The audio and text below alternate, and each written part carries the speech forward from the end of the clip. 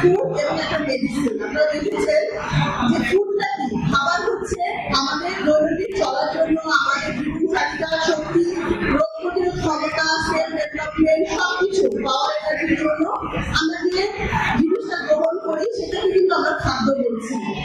আর মেডিসিনটাকে বলছি যে কোনো কারণে আমাদের শরীর যখন ইনফেক্টেড হয়ে যায়, আমাদের লক্ষণগুলো প্রকাশ পায়, সেই লক্ষণ মিনিমাইজ করার জন্য আমাদের যে কিছু গ্রহণ করতে হয় সেটাকে কিন্তু আমরা বলছি কি মেডিসিন। এর মানেটা কি, খাবারটাও আমাদের যেমন দরকার, মেডিসিনটাও আমাদের তেমন দরকার। কিন্তু আজকে আমরা আলোচনা করবো সেই মেডিসিনটা আমরা কোথা থেকে নেব, কোনটা আমাদের কিন্তু সেফ।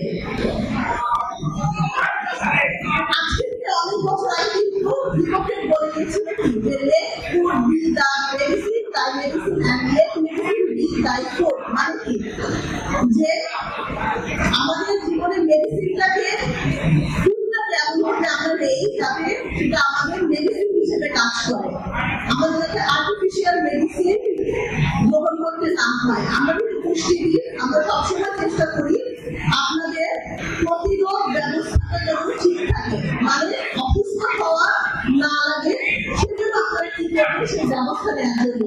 যদি অসুস্থ হয়েই যান সেক্ষেত্রে আপনারা কি ধরনের খাবার গ্রহণ করবেন মেডিসিনের পাশাপাশি সেটাও কিন্তু আমরা বলে থাকি। কিন্তু আমাদের ফার্স্ট টার্গেট থাকে, নীতি থাকে যে আমরা সবসময় চেষ্টা করবো একজন মানুষকে তার ঘরে তৈরি করা বা ঘরে যে জিনিসগুলো আছে সেটা কিভাবে তার মেডিসিন হিসেবে কাজ করবে।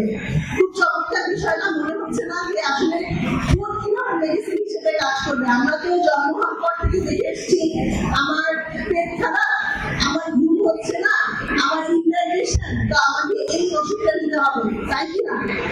কিন্তু কখনো কি আমরা চিন্তা করছি যে আমি কি এই খাবারটা চেঞ্জ করবো, বা এই খাবারটার জন্য কি আমার এই প্রবলেম হচ্ছে, বা ভালো খাবারটা কতটুকু আমার নেওয়া উচিত, ওটার কারণে কি আমার এই সমস্যা হচ্ছে কিনা?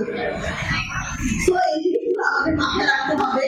তো প্রথমে যেটা বলি যে একজন সাধারণ মানুষের জন্য আমরা কি চিন্তা করি, প্রথমে দৈনন্দিন জীবনে খাবারের কথা বলে যে আমি আসলে কতটুকু খাবার খাওয়া দরকার, এটা খুব ইম্পর্টেন্ট।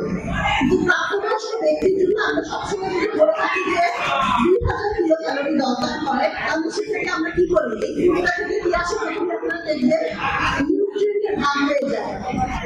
সেই নিউট্রিয়েন্টগুলো কি, কিছু ম্যাক্রোনিউট্রিয়েন্ট থাকে, কিছু মাইক্রোনিউট্রিয়েন্ট থাকে। ম্যাক্রোর মধ্যে আমরা জানি, এখানে সবাই সায়েন্সের আমি জানি, কার্বোহাইড্রেট, প্রোটিন, ফ্যাট, যে তিনটা বড় বড় খাদ্য উপাদান, এগুলোকে আমরা ম্যাক্রো বলছি।